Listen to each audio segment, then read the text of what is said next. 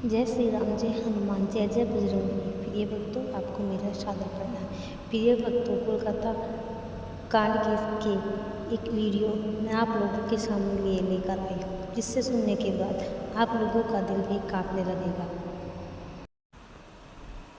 मेरी बेटी कभी हार नहीं मानती थी। लड़कियों के लिए एक मिसाल थी। कोलकाता वाली डॉक्टर के जज्बे की कहानी।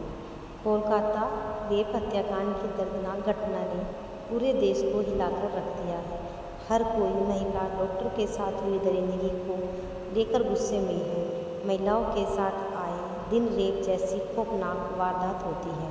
महिलाओं की सुरक्षा का मुद्दा एक बार फिर चर्चा में है। उस बेटी का एक ही लक्ष्य था, अपने माँ बाप का सीना गर्व से चौड़ा करना, जिन्होंने अपने सुख चैन की कुर्बानी देकर उसे आगे बढ़ाया था। वो पेशे से डॉक्टर थी, ट्रेनिंग डॉक्टर, जो पढ़ाई के साथ डॉक्टरी की प्रैक्टिस भी कर रही थी। वह अपने पूरे बैच में टॉप करके गोल्ड मेडल पाने का इरादा रखती थी। लाखों मिडिल क्लास लड़कियों की तरह वह भी एक ऐसे घर में पैदा हुई थी जहाँ प्यार तो बहुत था लेकिन पैसे कम थे। उसके लिए कुछ भी आसान नहीं था। कोलकाता के भीड़ भाड़ वाले इलाके सोनपुर के एक छोटे से स्कूल से लेकर कोलकाता के आरजी कर मेडिकल कॉलेज में पढ़ने तक हर कदम उसके लिए एक नई उम्मीद थी। अपनी बेटी को कामयाब देखने के लिए उसके पिता ने अपनी छोटी सी दर्जी की दुकान पर दिन रात मेहनत की, पैसे बचाए। उसने भी स्कूल कॉलेज में पूरी ताकत लगा दी ताकि उसका सपना अधूरा न रह जाए। बेटी उनकी शान थी, अपने माँ बाप उसकी दुनिया थे। वह एक समझदार बेटी थी। ऑटो रिक्शा, ट्रेन से स्कूल कॉलेज या दोस्तों के साथ जाती, लेकिन कभी कोई शिकायत नहीं की। बस यही चाहती थी कि उसके लिए कोई अलग नियम बने और वह अपनी मेहनत की दम पर आगे बढ़े। पापा की कमाई से नहीं, वह एक दूसरे के लिए जीते थे। बेटी उनकी शान थी, अपने माँ बाप की दुनिया थी। उसकी पढ़ाई पूरी होने के बाद जीवन में प्यार और पैसा दोनों आने वाले थे। पैसे की टेंशन खत्म हो जाएगी। माँ बाप, दोस्त, टीचर सब उसे फाइटर कहते थे। वो हार नहीं मानने वाली लड़की थी। एक रात ने सब कुछ खत्म कर दिया। वो बेटी अपनी दुनिया में नहीं है। कुछ दरिंदों ने बेरहमी से उसका बलात्कार करके हत्या कर दी। पीड़िता के 67 वर्षीय पिता ने हमारे सहयोगी संस्थान, हम एक गरीब परिवार से हैं और हमने उसे बहुत कठिनाई के साथ पाला है। उसने डॉक्टर बनने के लिए मेहनत की। हमारे सारे सपने एक रात में चकनाचूर हो गए। जिन्होंने कोविड महामारी का खौफनाक दौर देखा था, मरीजों की सेवा करना उनको अच्छा लगता था। आरजी मेडिकल कॉलेज की वह अपनी दूसरा घर कहती थी। वह उनकी मेहनत करने में दिन रात लगी रहती थी। वारदात से 36 घंटे पहले की ड्यूटी 9 अगस्त को 36 घंटे बिना रुकी ड्यूटी की, तभी उस पर एक या एक से अधिक लोगों ने हमला किया, उसके साथ बलात्कार किया और उसे इतनी बेरहमी से मार डाला कि उसकी गर्दन और पेल्विस टूट गई। अगली सुबह सेमिनार रूम में इंटरनल ग्रेजुएट ने उसका शव पाया। उसका लैपटॉप, सेल फोन उसके बगल में सही सलामत पड़ा था। एक आरोपी संजय रोय को गिरफ्तार किया गया है। सहयोगी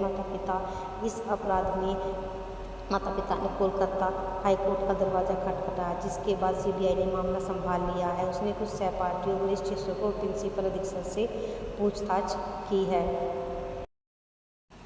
अदालत में दरिंदे संजय रोय ने बयान दिया है कि वारदात में एक से ज़्यादा लोग शामिल थे। अब सीबीआई का शक हकीकत में बदलने लगा है कि महिला के साथ तकरीबन 10 लोग शामिल थे।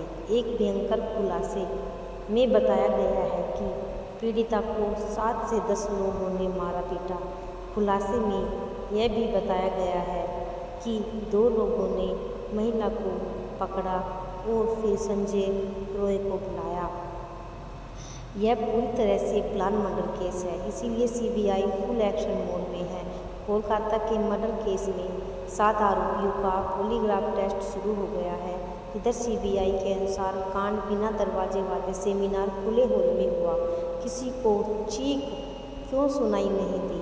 सीबीआई इसके तहकीकात कर रही है। क्या कोई व्यक्ति हॉल के बाहर निगरानी नहीं कर रहा था? किसी को कुछ भी क्यों सुनाई नहीं दिया? सीबीआई इसकी तहकीकात करने में लगी हुई है। दरिंदगी सेमिनार हॉल में नहीं बल्कि कहीं और हुई थी।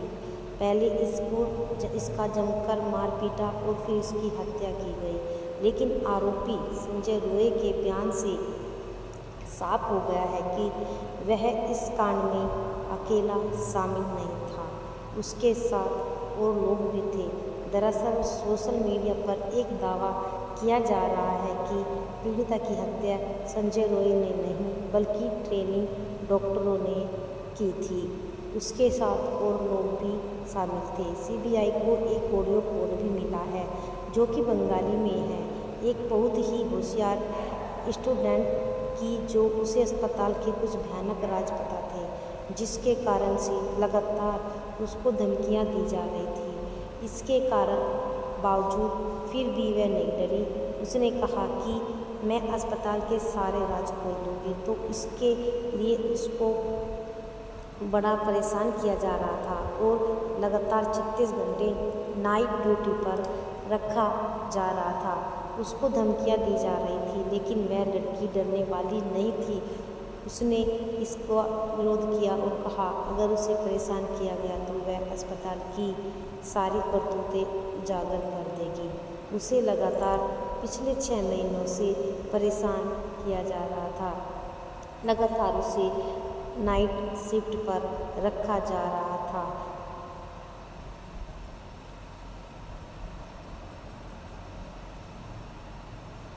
इसके बाद 9 अगस्त 1924 की रात को इन सभी ने मिलकर उसके खिलाफ साजिश रची। पोस्टमार्टम में बताया गया कि रेप मर्डर पहले से ही प्लान था। सीबीआई जांच इसी के आधार पर आगे बढ़ा रही है। माना जा रहा है कि सीबीआई ने 7 लोगों को आधार पर लिया हुआ है और उनका पॉलीग्राफ टेस्ट भी शुरू हो गया है। मुख्य आरोपी संजय रॉय का टेस्ट भी जेल में हो रहा है।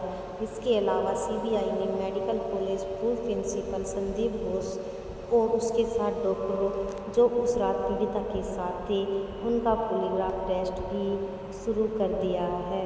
अदालत में संजय रॉय ने एक बयान देकर सभी को हैरान कर दिया है। 23 अगस्त को सिल्हादे कोर्ट में संजय रॉय को 14 दिन के न्यायिक पर भेजा है और संजय रॉय पॉलीग्राफ टेस्ट के लिए भी तैयार हो गया है। मजिस्ट्रेट ने पूछा कि वह पॉलीग्राफ टेस्ट के लिए क्यों तैयार हुआ है। संजय रॉय ने बताया कि इसी से साबित होगा कि मैं निर्दोष हूँ, मुझे फंसाया जा रहा है। संजय की इस बयान ने बवाल खड़ा कर दिया है। इससे ये बात तो साबित होती है कि इस कांड में अकेला संजय शामिल नहीं था, उसमें उसके साथ और लोग भी शामिल थे। सीबीआई इस घटना की जांच कई एंगल से कर रही है।